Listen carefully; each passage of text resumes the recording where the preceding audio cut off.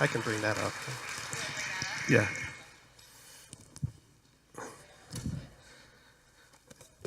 We're going to make a little switch here. Oh, it's not a real candle, so if it spills, it's not that big a deal.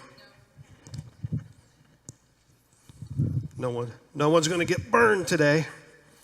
Well, thank you so much for having me back. I got to tell you, I was pleasantly surprised when Debbie reached out to me, and so I'm excited to be here this morning. It's especially good to see so many of you that look familiar, and family and friends are here. So I guess they haven't got tired of hearing me talk. Either that or they're being gracious. I'm not sure which. But so how many of you were here last time I was here, just to kind of get a feel? So good many of you, almost all of you, right? So a few of you. This will be the first time you hear me speak. That's fine. It's good to be back in Akron, Ohio, the home of that terrific university, the University of Akron, where many bright and intellectual people have graduated from. So last time I was here, I made a disparaging remark, so I thought I better clear that up real quick. So, well, today I'm going to speak on the subject, one king leads to another. So what we're going to kind of do, we're going to kind of go back to the very end of the book of Judges, and then we'll kind of jump back to the very beginning of the book of Judges, and we'll talk about this particular subject. But what I thought I would do first is just a real quick history lesson of ancient Israel, what led up to the book of Judges. And it kind of starts with this guy named Abraham. And one of the things that God does whenever he wants to work on earth, he chooses to work through a person. And at this particular point, he decided that the person that he was going to work through was this guy named Abraham. So he went to Abraham and said, "Hey, Abe," my interpretation, you don't have to agree with it, it's the way I kind of work. "Abe, I'd like to work through you. And matter of fact, I want you to leave your family, leave the land that you're in, and I want you to go to a land that you've never seen, and I'm going to give that to you, Abe. And I'm going to make you a father of many nations. Look at the seashore. Can you count the grains of sand? Look to the stars. Count them if you can, but that's how many your descendants will be if you'll follow me." Abe says, "All right, I ain't got much going around here. Let's do it." So he goes and follows the order of God, and he goes to this land of Canaan. And he said, "I'm going to make you a father of many nations," right? Yet Abe gets to this age. He is married to Sarah, and Abraham and Sarah are of an age where you typically don't have children. They're like old, right? Beyond the time to have children. And the angel of the Lord comes, the messenger of the Lord says, "You know what? No, you're going to have a baby." Sarah laughs. Says, "Why is she laughing? I'm telling you this is going to happen." Sarah decides to take things into her own hands, and she has this handmaiden, servant named Hagar, and says, "Abraham, you know, I'm not able to produce a baby for you, but I'm pretty sure she can. So why don't you take her and produce a child?" And Abraham went to the Mark Phillips School of Marital Bliss, and he said, "Yes, dear." Right? Okay. And sure enough, a son was born, a guy by the name of Ishmael. But the Lord says, "No, that's not the one. That's not the son of promise I'm talking about, you and Sarah." So Sarah gets pregnant at a really advanced age, like 90-something. And she has a son. They have a son named Isaac, and Isaac becomes the son of promise. Isaac's working for mom and dad. They're in this land, and not really any women around that Sarah approves of. And so Sarah says, "I need to find you a woman." He says, so they sent a servant to go to her people, and they find this young lady named, Rebecca. I hope I got that right. Right? Rebecca comes, and it says Isaac loved Rebecca. Never met her, but the servant brings her back and says, "Here's your wife, bro." And like they get married, and it's happy, and it's working. And then Rebecca gets pregnant, and she has twins. Two boys named Jacob and Esau. Esau's born first, and Jacob comes out after Esau. It says he was holding the heel of Esau, the heel grabber, and they come out. So, Jacob and Esau, they're kind of hanging out, and, Esau's kind of the outdoorsy kind of guy. He likes to go hunting and fishing and be out in the woods and do exploring and do that kind of stuff. And Jacob, well, he was a mama's boy. I don't know how to say it other than that. He liked to hang around with his mom, and, maybe he knitted and sewed and cooked. I don't know. That sounds bad. I don't want that to sound bad. But that's kind of who he was. Esau comes in from hunting. He wasn't able to find anything, and he's so hungry he doesn't know what to do. And Jacob, being the loving brother that he is, says, I tell you what, I got some food here in the kitchen. I'll trade your inheritance, your birthright. I'll trade your inheritance for a bowl of this porridge. Esau says, what good is it to me if I die? Give me the porridge. You can have my inheritance, have my birthright. Jacob steals it from his own brother. Now, Isaac gets old and he can't see, and so, Rebecca, there's so many R's in here. And I'm a teacher. I'm supposed to know this stuff. Rebecca says to Jacob, Jacob's mom says, your dad, he can't see very good. Go in there and get a blessing from him. And they put stuff on, they put lamb's wool on him and, put a beard because he wasn't a very hairy guy. And he goes in there and his dad says, you sound like Jacob, but when I smell you and, you smell like Esau, you feel like Esau, gives him a blessing. Esau comes back, and the blessing that was supposed to be for him was stolen by his brother Jacob. And Esau says, Jacob, when I see you, it's like he does this Corleone family godfather thing. When the old man dies, you die. And Jacob's scared, Rebekah's scared. He says, you need to get out of here. Why don't you go and live with your uncle Laban until Esau cools off? Maybe he cools off, but I can't have him kill you. Go away. So Jacob goes to live with his uncle Laban in a far-off land, and he sees Laban's daughter Rachel. I know, uncle, cousin thing. Don't get too tied up in that. But he falls in love with Rachel. And he goes to his uncle Laban and says, I'd like to marry Rachel. And Uncle Laban says, I think that's a good idea, but I'll let you marry her if you work for me for 7 years. It says that he worked for 7 years, and 7 years seemed like a day because he was so in love with Rachel. It's the wedding. They have the wedding. He goes into the honeymoon tent. He wakes up the next morning, and you know what he saw? Rachel's sister, Leah. I mean, how do you do that, right? You just went through, you didn't know that was, anyway, that's what happened. And so he had been tricked. He goes to his Uncle Laban, said, you tricked me. And Uncle Laban says, you know what? Leah's older than Rachel. Around here, the oldest sister has to get married first. I tell you what, if you work for me for another 7 years, I'll let you marry Rachel too. It says that Jacob worked for another 7 years, and 7 years seemed like a day because he was so in love with Rachel. And so he marries Rachel. Now he has two wives, Leah and Rachel. And this battle breaks out between the women. And the battle was who could produce the most children for Jacob. And Leah's popping them out left and right, and poor Rachel, she can't get pregnant. So Rachel, being the loving wife that she is, says, here's my handmaiden. Why don't you sleep with her? And Jacob, who also went to the school of marital bliss, said, yes, dear. Now there's children there, and Leah can't have children. She has a handmaiden, goes to Jacob.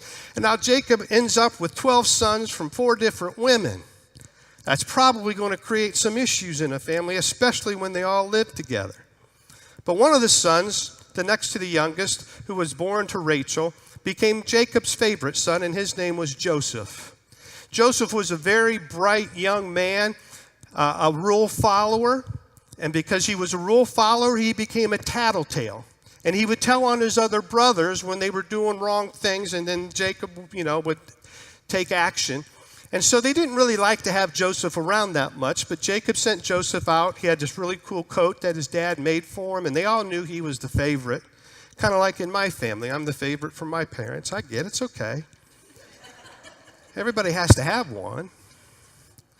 So he goes out with this really cool coat, and his brothers see him coming, and they didn't like him, and they said, let's take him and let's kill him. So they take him, they throw him into a pit. They take his coat off. Now, the oldest brother, a guy named Judah, didn't want to kill. He wanted to be the hero in the story, and he was going to rescue Joseph. But while he was gone, his brothers sold him into slavery. And so he's on his way to Egypt. They take his coat, they kill a goat. Hey, that rhymes. I didn't even mean that. So they take his coat, they kill a goat, they sprinkle the blood on it, they take it back to Jacob and say, yeah, I guess we didn't see him. I guess he's dead. Joseph ends up in Egypt, and in Egypt, he becomes a slave, and he's working in this one house, and because he's working there and he's bright and the Lord's wisdom is upon him and the Spirit of God's upon him, the house is really blessed. He ends up in jail, and in jail, basically the jailer who was in charge of the warden of the jail let him run everything that was happening in the jail, and it was blessed and everything ran smoothly. He had this ability to interpret dreams, these dreams that were given to people. He had an ability to interpret it. God gave that to him. A couple of guys have dreams, and now they're in front of Pharaoh. Pharaoh has this whacked out dream. Can't figure out what it means. Nobody knows what it means. And he said, hey, I know this guy in prison. His name's Joseph. He's one of the Hebrews. He does this stuff. I don't know how he does it. So all of a sudden, Joseph is now in front of Pharaoh, and he says, I can't interpret the dream, Pharaoh, but the Lord, my God, can interpret that, and here's what it means. And he tells him what it means, and all of a sudden, Joseph is now second in command of all of Egypt. He saves millions of people. Now, back at the ranch, Jacob is still grieving after all these years because Joseph is gone. They run out of food because of the famine. They know there's food in Egypt. They go to Egypt, and Joseph, who now looks like an Egyptian, recognizes his brothers. Through a series of events where he accuses them of stealing and taking his full brother and, take him into custody. And now they're all worried and they go back and forth thinking that they're all going to die. Joseph reveals himself and they live happily ever after in Egypt. Except that after Joseph dies, the Israelis in Egypt end up living there for about 400 years and they end up in slave labor. And in slave labor, God calls this guy named Moses. Now, Moses is no smart guy either. He wasn't the sharpest knife in the drawer. He was born a Hebrew, but raised by Pharaoh's daughter through a series of events. And he saw one of his Hebrew brothers being mistreated by an Egyptian, so he killed the Egyptian and buried him in the sand. Pharaoh finds out about this, and because Pharaoh finds out about this, Moses has to flee. And eventually, God calls Moses to be the deliverer. Moses says, I can't do this. And God says, yeah, you can. Go do it. So he does it. So Moses delivers the children of Israel out of slavery in Egypt. They go through the wilderness, headed to the promised land. They wandered in the wilderness for 40 years, not because of what popular belief is that Moses wouldn't stop and ask directions, because God was doing a work in those people's lives, and he needed that time to do it. And now it's time to go into the promised land. Moses doesn't get to go into the promised land because of one act of disobedience. God says, I'll let you see it, but you're not going to set your foot in there because you did not obey me fully like I told you to do. So this guy named Joshua, who was Moses' right-hand man, he's the leader, becomes the leader that leads the children of Israel into the promised land, that land that God had promised to Abraham hundreds of years ago. And they go in and they conquer the Canaanites and the Amorites and the Amalekites and the stalagmites, candlelights. Gets them all. They conquer most, but not all, of the promised land. And that leads us up to the beginning of Judges. Now, if the stories of leading up to Judges didn't have enough freaks, frauds, and failures for you, you should read Judges. They should have named it Freaks, Frauds, and Failures. I mean, you read through there, that's what it is. So here's this ancient Israel, okay? Get it? Here's this nation that was started by divine intervention. God says, I will be your king. You will follow me. I'll give you these laws. Here's these laws. You follow these laws, things will go pretty good for you. He set up judges to make sure the laws were interpreted and followed the right way. This had never been done before. And God set it up. Matter of fact, since that time, there's really only been one other time where this has been tried. It's called the United States of America, where you have a rule of law, and that law is set up, and it's interpreted by judges. And if you think you're wrong, you go before the judges, and the judges make that decision. That's the same thing that God set up for the children of Israel thousands of years ago. But even though God set this up, and under the most ideal of conditions, there was still a flaw in this. And part of that flaw is the human being. And part of that flaw led to this cycle that we see in Judges. And this is what the cycle looks like. Disobedience, disaster, deliverance, right? So God sets this system up and he says, here's my instructions. You obey these laws, things will go good for you. I have these blessings that I'm going to give to you. But if you don't follow these rules, don't follow these instructions, don't follow these laws, things will go bad for you. And those blessings that I dearly want to give to you will result in cursings. So it's pretty simple, right? Do this, good things. Don't do this, or it'll end up in bad things. But we see in Judges this series of events that happens time and time again. They disobey. It leads to disaster. And then the children of Israel, they cry out to God, and God sends this judge, and he delivers them. And it happens over and over and over again in the book of Judges. We see it happening all over. And then you come to the very end of Judges. And that last story in the book of Judges is one of the most bizarre stories you'll ever read anywhere, let alone in the Bible. It's kind of like a Texas Chainsaw Massacre meets the Purge type of thing. Now you guys want to read the story, don't you, if you've never read it before, right? But that's what happens. And what happened, why this all happened, is because people just decided that, they were going to do what was right in their own eyes. And we end the book of Judges with this very last verse, Judges 21:25, that says this. In those days, Israel had no king. All the people did whatever seemed right in their own eyes. And this was the flaw. This was the flaw in what God set up. Everyone just did what seemed right in their own eyes without any moral compass to kind of bind them together. No one to be a judge and to lead them to say, if you do that, that's wrong. That's not, God said don't do that. There was nothing there to help them. And when that happened, Israel ended up trading one king for another. And here we are, thousands of years later, going to talk about the book of Judges and this flawed life philosophy that caused so many problems for them. And what's interesting is this philosophy kind of reveals the kind of underbelly of the American dream. Because here's how they live their life in Judges, and here's how we kind of live our life today. I want to do what I want, when I want, with whom I want. American dream. American dream played out in the book of Judges, except here in the United States of America. You see that asterisk out there? Here in the United States of America, we're more cultured, civilized, and tolerant than just that, because I want to do what I want, when I want, with whom I want, as long as it doesn't hurt anybody else. That sounds so much better, doesn't it? I want to do what I want, when I want, with whom I want, as long as it doesn't hurt anybody else. And in our world today, that gets expressed in all kinds of different ways. It gets expressed in big ways. It gets expressed in small ways. It gets expressed depending on what your age is, where you are in life. Teenagers express this one way, college students another. And then you get into your 40s and 50s and you express it by trying to be a teenager or a college-aged young person again, right? Except that we find out that we have less of some things like hair and stamina and more of other things like bellies and behind, So we try to express that. But we look at that statement, and there's several problems with that statement. The first problem is only the super rich can do that.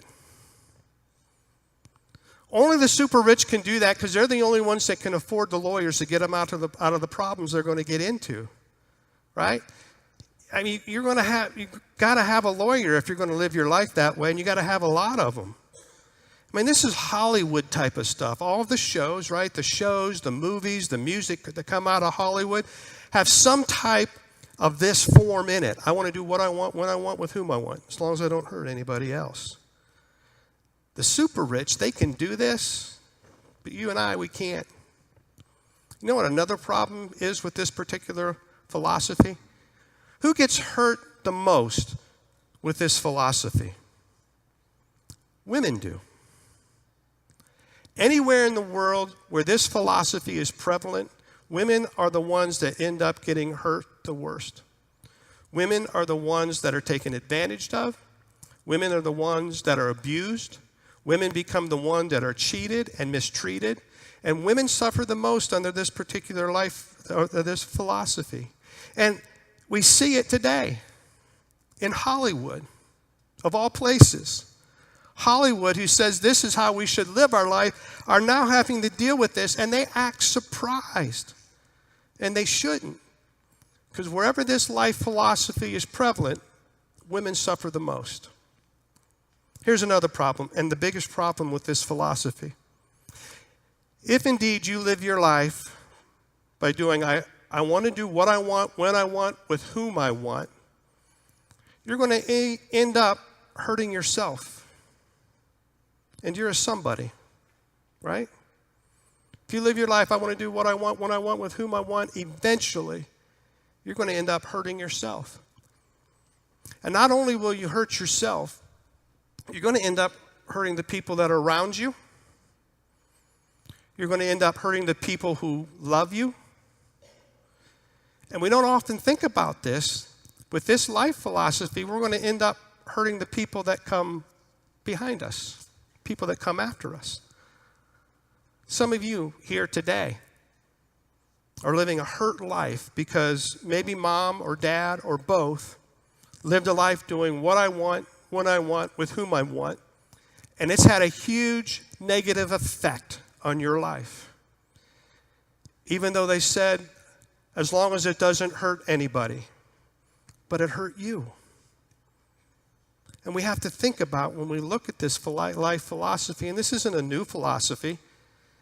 It's a life philosophy that we do indeed see here in the United States of America, but it's not new. Let's go back to the end of Judges 21:25.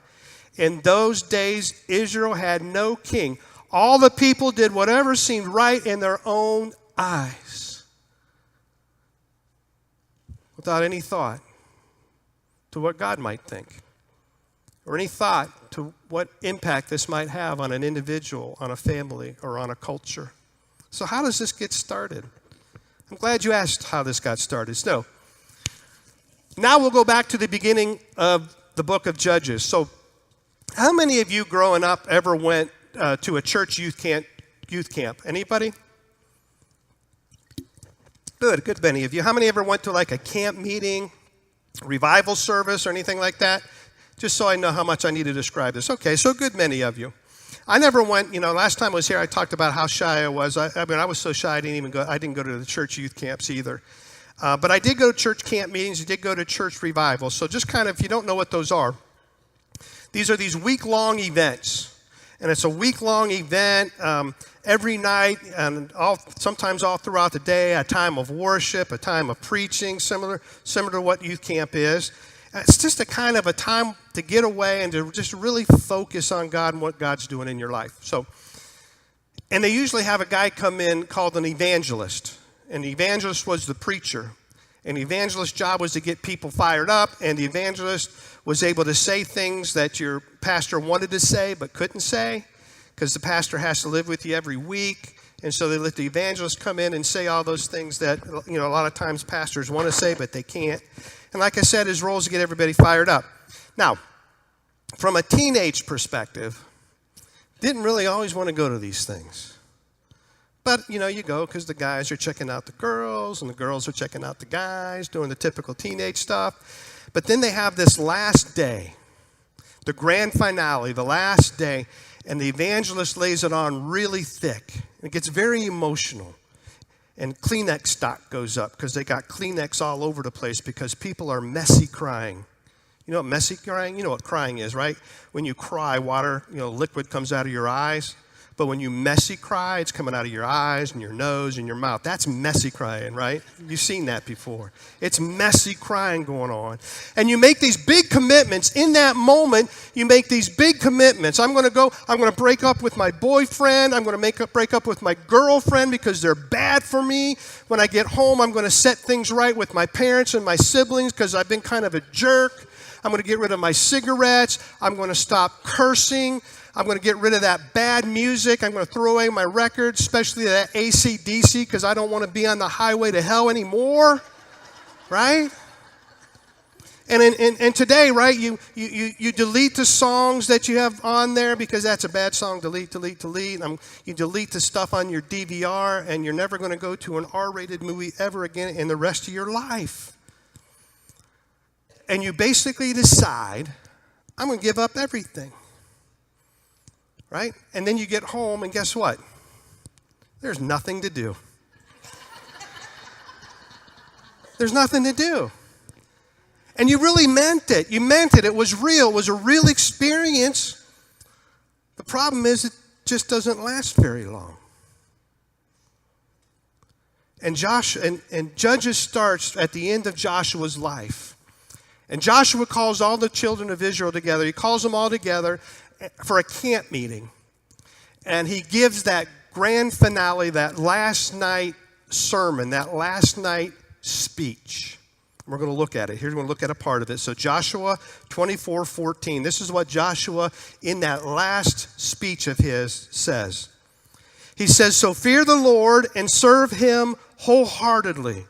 Put away forever the idols your ancestors worshipped when they lived beyond the Euphrates River and in Egypt. Serve the Lord alone." He's a camp meeting evangelist. He's saying, break up. Get rid of your booze. Get rid of your cigarettes. Get rid of your drugs. Get rid of your old friends that are pulling you down. Get rid of your mean girl attitudes. And to be fair, your bad boy attitudes. Get rid of it. Stop your cursing. Get rid of your bad wardrobe choices. Make better choices. Get rid of those wardrobe that has things written on it. I mean, get rid of your Marley, your Snoop Dogg t-shirts, even those. Throw it all away. And the people respond. You know, Joshua says, what are you going to do? And the people respond in verse 16 through 18. Here's what they said. The people replied, "We would never abandon the Lord and serve other gods. For the Lord our God is the one who rescued us and our ancestors from slavery in the land of Egypt. He performed mighty miracles before our very eyes. As we traveled through the wilderness among our enemies, he preserved us. It was the Lord who drove out the Amorites and the other nations living here in the land. So we too will serve the Lord, for he alone is our God." Then Joshua does something really interesting. I love this. He taunts them. He says, I don't think you're able to do this. Remember last year at youth camp, you said this same thing. You said you were going to do this and you didn't do it. Brothers and sisters, I'm telling you, you've said this before. I don't think you can do it. People respond in verse 21. But the people answered to Joshua, "No, we will serve the Lord!" Exclamation point at the end. And you know what? They did. For a while. They loaded up the buses. They went home. Something happened to them. Nothing had really changed. In the moment, they meant it. It was a real experience. They absolutely 100% meant it. But when Joshua died and all the people that knew Joshua died, it says in Joshua chapter 2, which is kind of interesting, they only made it they couldn't even make it to chapter 5 or 6. Chapter 2, this is what it said. It said, "Then the Israelites did evil." I want to pause on that word for a minute. I want to pause on that because I want to ask this question of us. Who gets to define that word evil? Because in my lifetime alone, the things at one time in my life that were assumed to be evil are now assumed to be good. And those things that were assumed to be good now oftentimes are assumed to be evil. So who gets to define that word? Does Hollywood? Do the movies and the TV shows and the music that come out of Hollywood, are they the ones that get to define what evil is? Is it the songs that come out of Nashville? I happen to like Nashville music, but do they get to define that? Is it the newscasters out of New York City and Atlanta? Are they the ones who get to define what evil is? Heaven forbid it be the politicians out of Washington, D.C. or Columbus, Ohio, right? Who gets to define that? If it's not them, maybe it's your pastor Mark, maybe the elders here. Maybe it's me. Pretty sure you don't want that. Right? Who gets to define that? So we read on in Judges, it said, "Then the Israelites did evil in the eyes of the Lord." The Lord is the one who gets to define what evil is. So we should pay attention to that. We should learn what that definition is, because that's what the definition of evil. He defines that. It's not some definition that we hope that it is, that we wish that it is, that we want it to be. It says here, the Israelites did evil in the eyes of the Lord. He gets to define what evil is. And they served the Baals. They forsook the Lord, the God of their ancestors, who brought them out of Egypt. They followed and worshiped various gods and peoples around them. They aroused the Lord's anger because they forsook him and served Baal and the Ashtoreths. In his anger against Israel, the Lord gave them into the hands of the raiders who plundered them. He sold them into the hands of their enemies all around them when they were no longer able to resist. And because of that, they were in great distress. So in this historical drama that's going on right here, there's things for us to learn. Whether you consider yourself to be a religious person or a non-religious person, whether you consider yourself here today to be a Christian or a non-Christian, whether you were like me when I was in college, you're still trying to figure all this Christian stuff out. There's a lesson for us all to learn, and that's this. People trade. People trade one king for another. With the children of Israel, in their attempt to throw off the authority of God, they end up under the authority of another king. And just as they did back in Judges, we do the same thing today. We end up trading one king for another. So here's the pattern that happened. Number one, the first thing that happens is you abandon the Lord. We see in Judges they abandoned the Lord. I'm going to do what I want. Because there's this misconception about God, that God is some kind of cosmic killjoy, he's this cosmic sheriff. He's just looking for you to do bad so he can zap you with a lightning bolt. And so we say, you know what, I'm just going to do what I want. Because how bad can it really be? Come on, God, it's not that bad. I mean, look at those people over there. They're dancing and the music's cool. They got these smiles on their face. It's a party, man. How bad could this really be? So I'm going to go do this.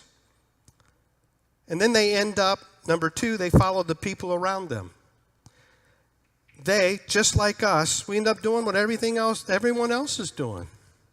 Why? Because look at all the fun they're having. And besides, I'd rather laugh with the sinners than cry with the saints, because the sinners are so much fun. And besides, only the good die young. Theology 101 from Billy Joel, not a good source. Thinking. Right? Because the wisdom from the Bible in Proverbs 23:15 tells us this. Don't let your heart envy sinners. But we do. Now, I know I look around the room, there's some generational differences here in the crowd today, but when I was a young person, gosh, I'm starting to sound like my old man, aren't I? When I was your age. When I was a young person, I wanted to follow what my friends were doing. My parents would say to me, if your friends jumped off a bridge, would you? Some of you got that, same right? Well, back in my day, we would hunch our shoulders and say, no, and go on our way. Sometimes it was a relief, actually. Young people, when your mom and dad tell you, no, you're not going to do that, isn't it a relief sometimes? Because your friends are headed for something bad. You really don't want to go do that, but you don't want to look like a coward either. So parents, tell them no. It's all right. But here's the difference. In today's world, when you tell a young person that same thing, right? Hey, if your friends jumped off a bridge, would you? You know what they say to me today? If they landed safely. What? Some of you have said that. Are you going to? I see some smiles on young people in there. They're going to use that. Parents, I'm sorry. I didn't mean for that to happen. But here's the thing. Here's the problem with that. It looks like they landed safely. It looks like it. But ultimately, here's what's happening. Number three, they surrendered their freedom. They lost their freedom to choose. They disobeyed God, and because of this, his blessings were no longer able to be involved in their life. And when we surrender our freedom like that, we miss out on that. God wants us to have these blessings and be active in our life. And when we surrender our freedom, they go away, and we end up with these cursings. And ultimately, when they tried to fight back, Number 4, they could no longer resist. Right? I want to come back. I want that freedom. I want that freedom and peace that I had before, but now I'm unable to resist. What's happening here? They had messed up. They'd gone beyond that point of no return, and now they couldn't come back. Does any of this sound familiar? Do you see any of this like in the world, anywhere around today? Kind of see that. And in the time of Judges, just like in the time of day number 5, this is what we realize, that we trade one king for another. And here's the thing. We were created to be ruled. We were created to have authority over us, right? That's how we were created. God, the creator king, the creator God, is to be our ruler, to be the king over us. So we're going to have some type of king over us. And here's the thing. No one can have complete autonomy over their life. Matter of fact, if you had complete autonomy, nobody would like you because you'd be a dictator. You would not be liked.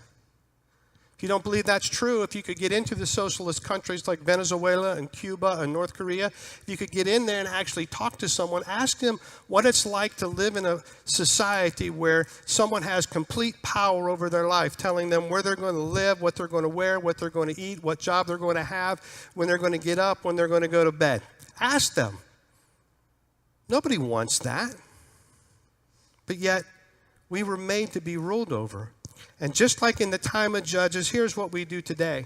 We trade the creator king for some little kings. Here's some of the little kings. In today's world, things like our appetite. We serve appetite, the things that we see, the things that we want. We serve our insecurity. How do I serve that? We make decisions because I'm insecure about something, so I give myself over to whatever because I'm more concerned about my insecurity than I am about the Creator King, than I am about God. Fear. Fear becomes a little king in our life. Fear is the opposite of faith, but if I become fearful, I make decisions that are oftentimes contrary to what God would have me to do. Things like lust, greed, consumption, comparison. Got to keep up with the Joneses. Well, some Joneses. I know some Joneses.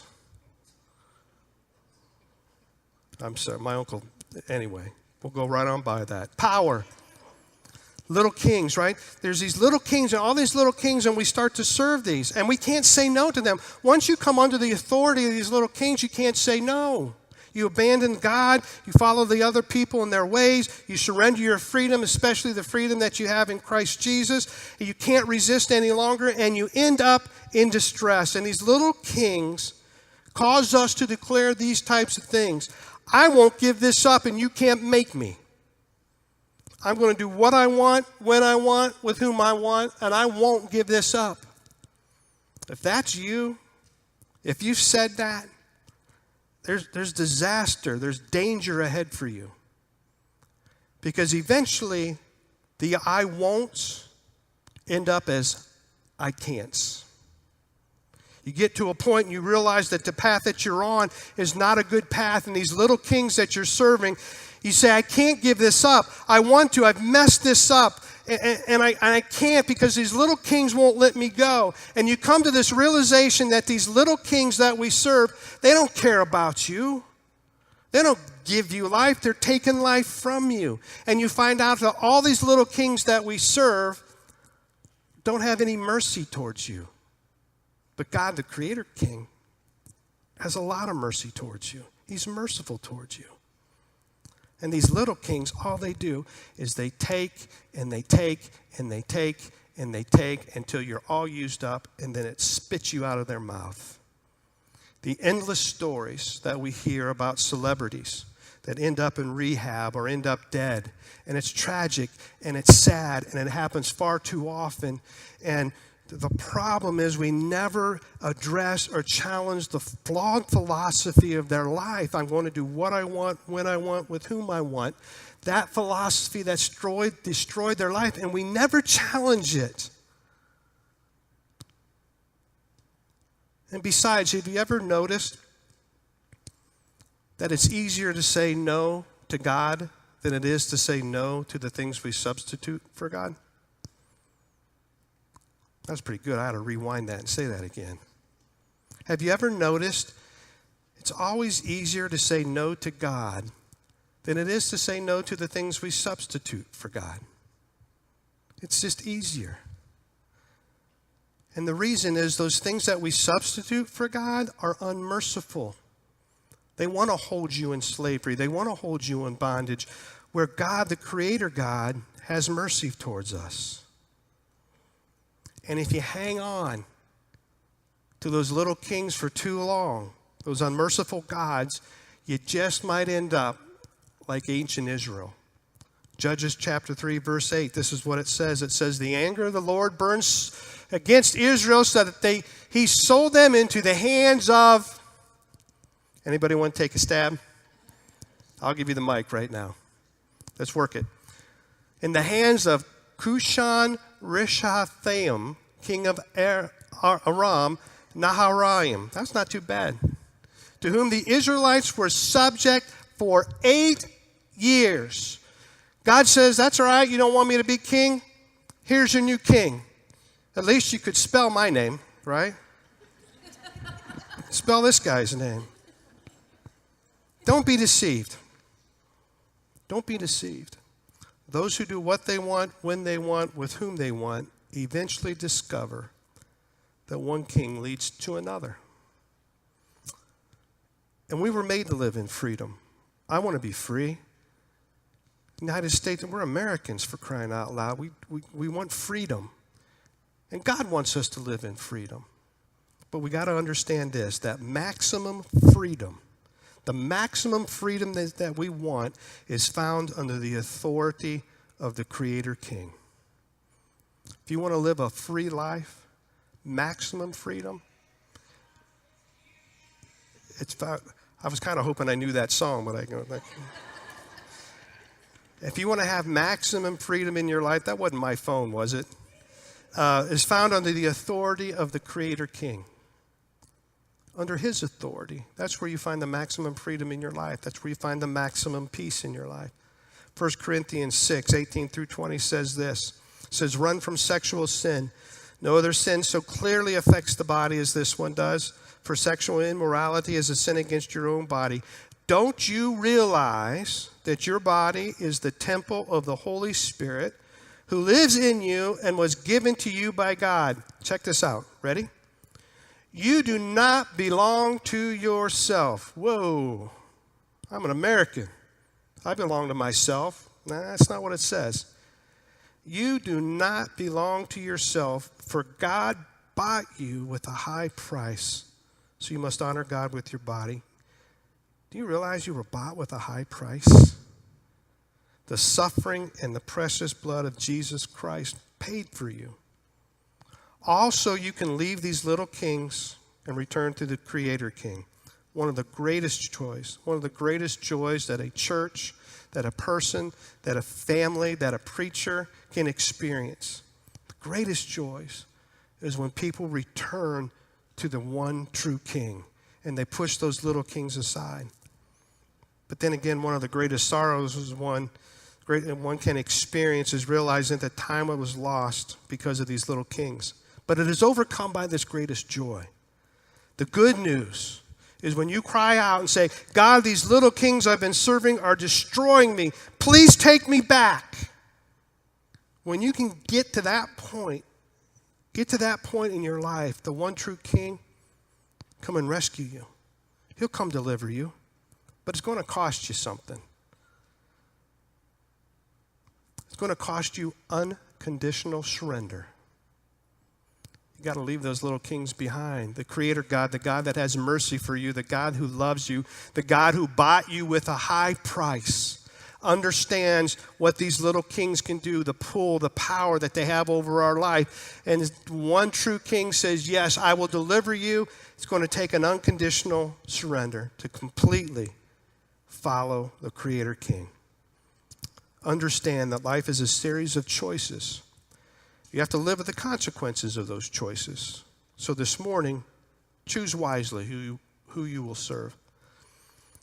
Will you serve the gods that your ancestors or friends follow, the gods that come out of Hollywood, Nashville, New York City, Atlanta, Washington, D.C. You going to serve those gods, or will you serve the Lord alone? Choose this